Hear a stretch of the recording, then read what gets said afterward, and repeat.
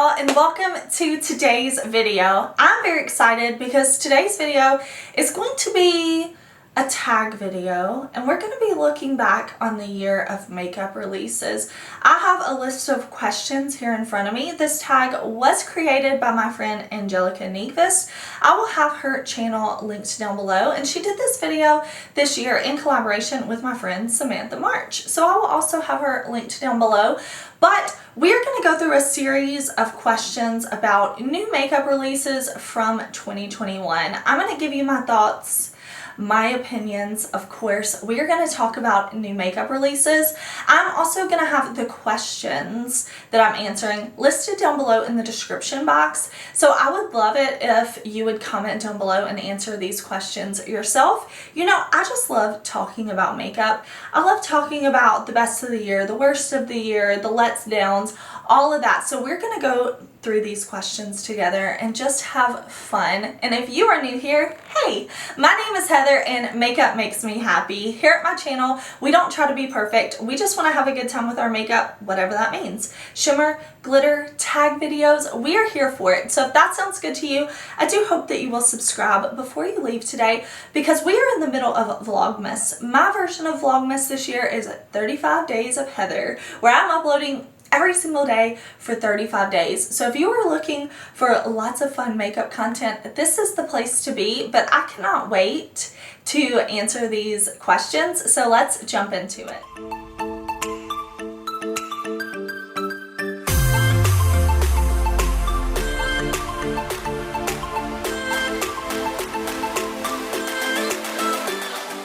The first question is, what mainstream release lived up to the hype most this year? And I have to say, for me, when I think about what release lived up to the hype, it's the BH Birthstone palettes. I feel like when these launched at the beginning of the year, I was so excited. BH said that they were going to release a new birthstone palette at the first of every month. So this was like a continuous year-long mainstream release, and I definitely feel like it lived up to the hype. The birthstone palettes were $9 each, which is a crazy good price. And I really liked the series. I have reviewed every single palette that launched, so I have 12 videos up with close-up, swatches, first impression, thoughts, and I recently did a ranking video where I ranked all 12 of the palettes. So if you're interested in like in-depth reviews and my final thoughts, definitely check out my playlist. I will link that down below for y'all, but that really lived up to the hype for me this year. Some of the palettes I definitely liked more than others. Some of the palettes were just okay, but overall, if I'm looking at that release as a whole, it definitely lived up to the hype for me. And then also the Be Perfect Stacey Marie Round 4 palette. They have done 3 collabs before. They have done very colorful palettes, and this year they released the Antidote, which they said was like the antidote to the color lover. So it was still color, but it was muted, saturated, deeper, grungier shades, more deep purples, deep oranges, grungy greens. I just felt like it was overall super fun, and it did live up to the hype for me, because I was wondering what they were going to do with these 3 super colorful palettes they had released before, and it definitely makes me excited for next year. The next question is, what indie release lived up to the hype most this year? Now, this one was hard for me because I love indie brands. I just love indie brands. But when I'm thinking about indie releases that lived up to the hype, I definitely have to say NOMAD Cosmetics.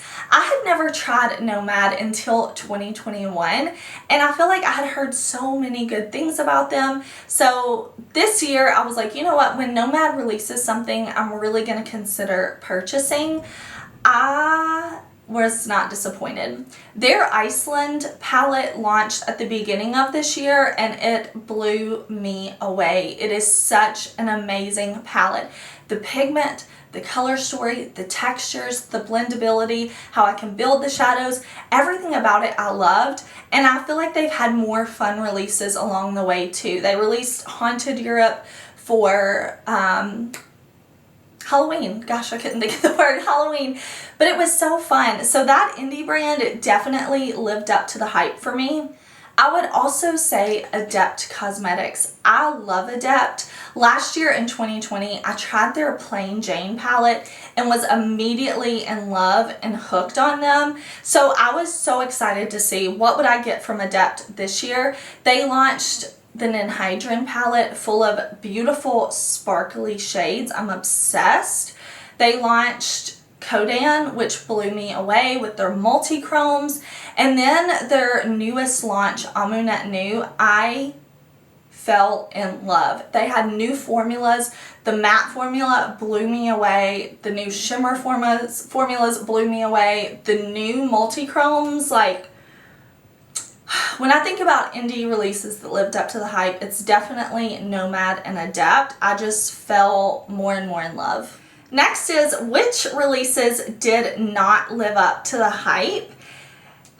This one is hard. I did do a video like the worst makeup of 2021, so you can definitely check that out if you want to see like all the products I hated.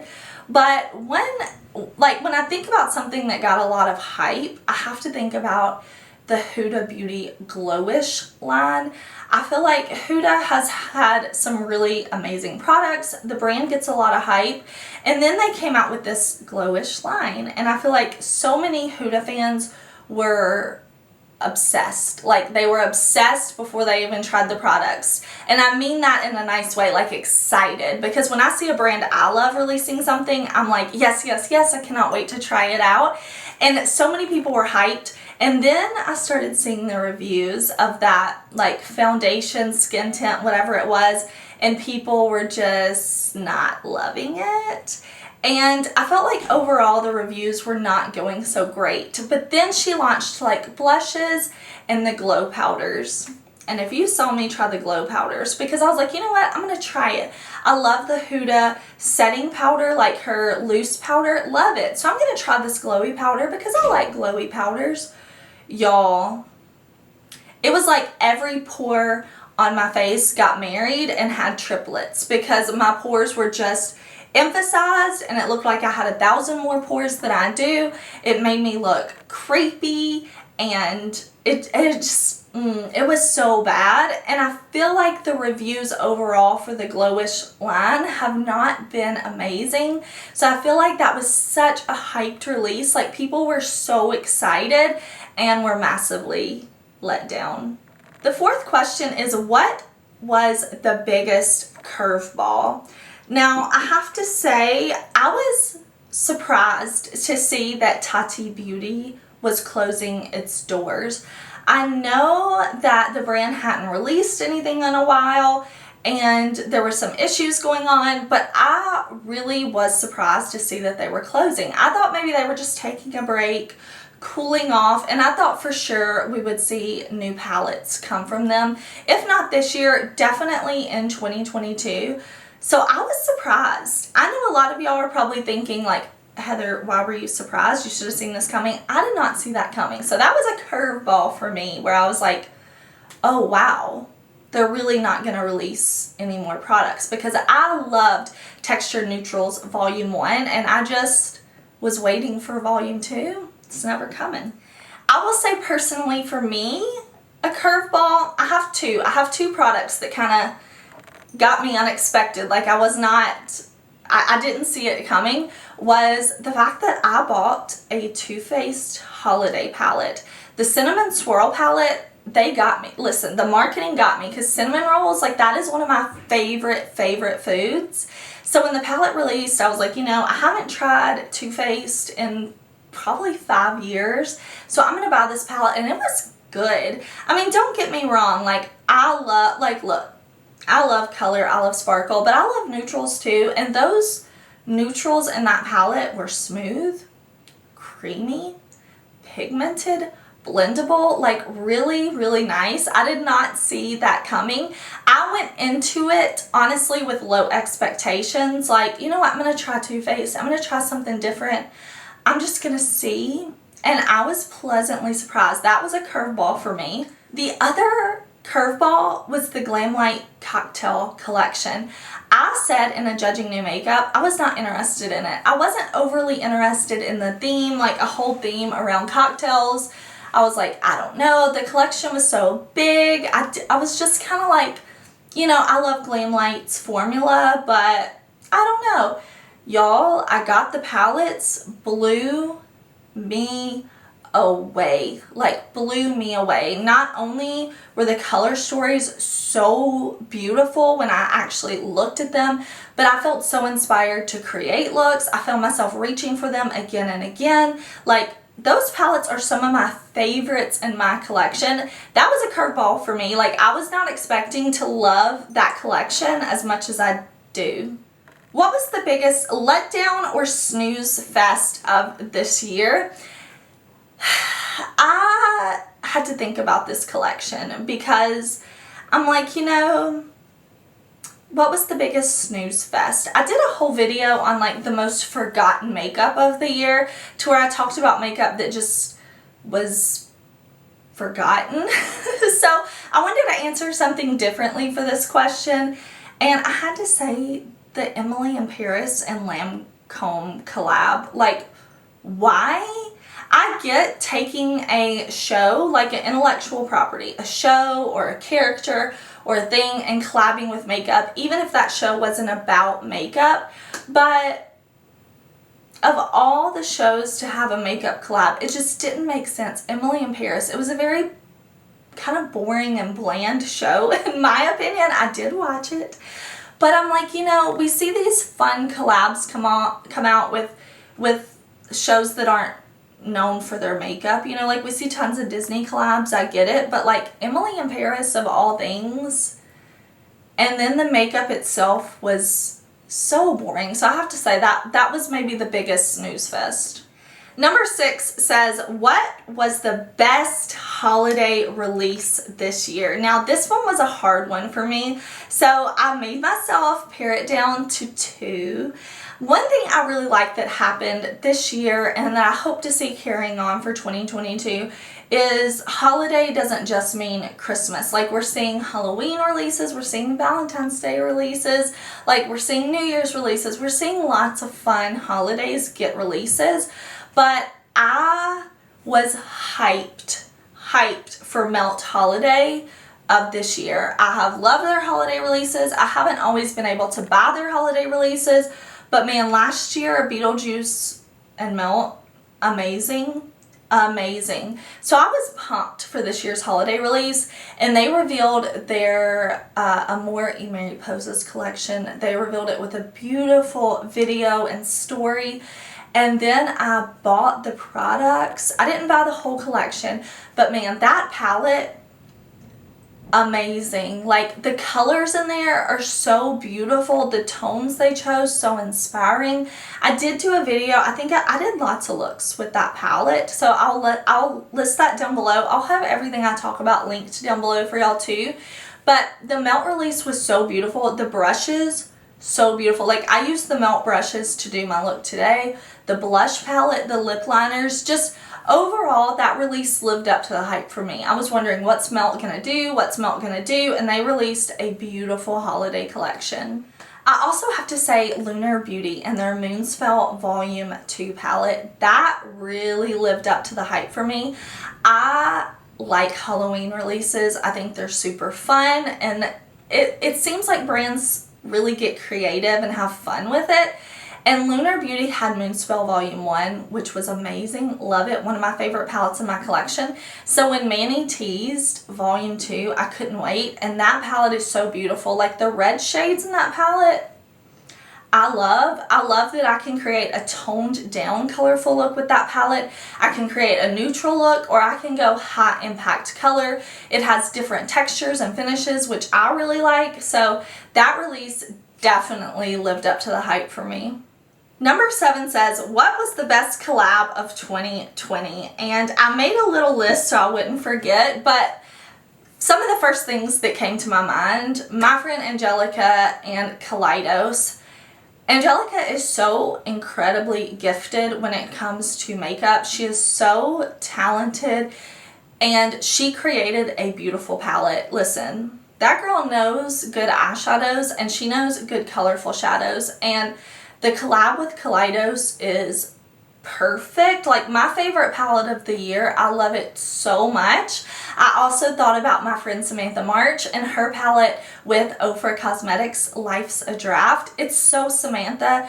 It's so beautiful. I love that she played with the purple and mauve tones. She gave us bronzer, blush, highlight. Very her, even down to the name, Life's a Draft. Like, Samantha is an author, which I think is amazing. I'm not somebody who is very good with my words, so I'm always like in awe of her, and like I just think that the theming was so cool and fun. I also have to think about Teresa is Dead and Lethal Cosmetics. I've been a subscriber of Teresa for so long. I love her videos. I watch every single video she does, and I was waiting. I'm like, if Lethal Cosmetics does not collab with her, they have lost their minds. And listen, I got what I wanted, okay? I know it was not created for me, but I feel like so many of us were just waiting. Lethal and Teresa, and we got the collab. Lethal is Dead. Perfectly beautiful. GLAMLITE and MIKAYLA. I've already said I love the GLAMLITE formula. They released this palette that I think is very MIKAYLA, very beautiful, very fun. I have looks up on my channel. I think I have a 3 looks video, but it's just a fun, beautiful palette. I think about Dose of Colors and NYMA Tang. Oh my gosh. Their lip set, beautiful. I'm so happy they recently restocked those. I have a video on that set. I loved it. Odin's Eye collabed for the legendary Diversa collection with Annette and Judy and Tina from the Fancy Face. Beautiful. All of those palettes were absolutely stunning. Listen, I love seeing people do well. I love seeing my favorite creators get to collab with brands they love, to bring out products they love. I felt like all of these collabs I mentioned, I could see the creator and the brand, and it was just like perfect, like a perfect marriage of the brands and the creators. And I really hope we see more of that next year. It makes me so happy. And if I forgot anybody, listen, we can talk about it in the comments, because there were so many good collabs this year. Okay, the last question is, what are your predictions for releases during the next year? I'm not the best at predicting things. I kind of like to be surprised. But let me think. I feel like there are just certain brands I feel like are really going to expand and kind of blow up next year. Like, I think about Odin's Eye and how much they did this year and how they just released some of the most amazing formulas. I hope we see more from Odin's Eye. I say the same with Adept. We had the Amunet new palette that released this year that had new formulas, new textures from Adept. I hope we continue to see that in the future. I would love to see Game Beauty.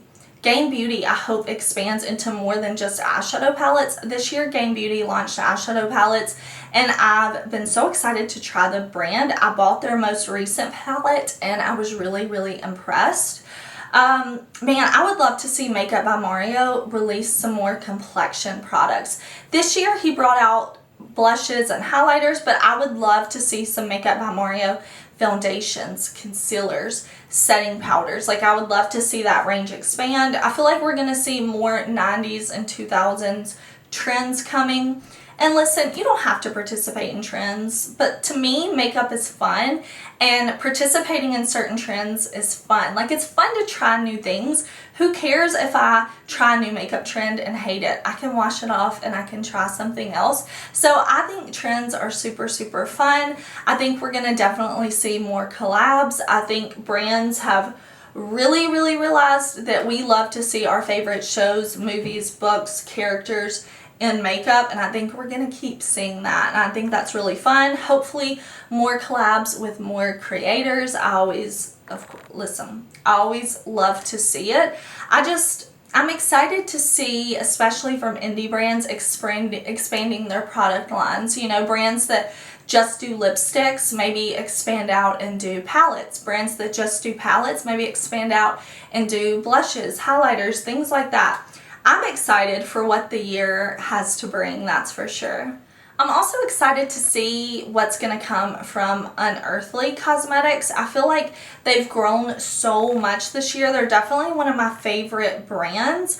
I really hope that BH Cosmetics will do another monthly series. I feel like I've mentioned that a lot, but I would love to see BH do a new product, like a new monthly inspired release again.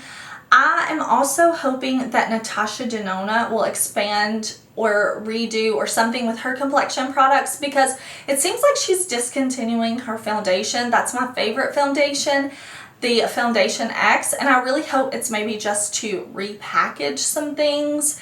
I'm very excited. Like, I don't know. It's hard to think about predictions. When I think about what predictions I have, it's mainly like brand specific. I feel like we're going to continue to see Rare Beauty and Fenty Beauty grow. I feel like those are super hyped brands that people love. So overall, I hope 2022 brings us more wonderful, amazing makeup. Alright y'all, thank you so much for watching. I had fun answering these questions and I would love to hear your thoughts. Of course, I will have everything linked in the description box below. Make sure you check out Angie and Samantha's channel. But let me tell you what I have on my face. My foundation is a mix of the DIOR Skin Glow Foundation mixed with the NARS Soft Matte Foundation. I have on my Juvia's Tan Bronzer. I have on my Pat McGrath Divine Blush and Glow Trio in Amber Allure. So I have on the blush in Love Struck and the highlight in Venus Nectar. I also used Venus Nectar to highlight my inner corner. And the palette on my eyes is the Glamlite Wine palette. I have on this one right here. Let me think of what shades I have. This one, this one, this one, this one. I think that's all. This is the palette I have on my eyes. I have on, BK Beauty lipstick in the shade Passion. Thank you again for watching. I will see you tomorrow in a new video. Bye.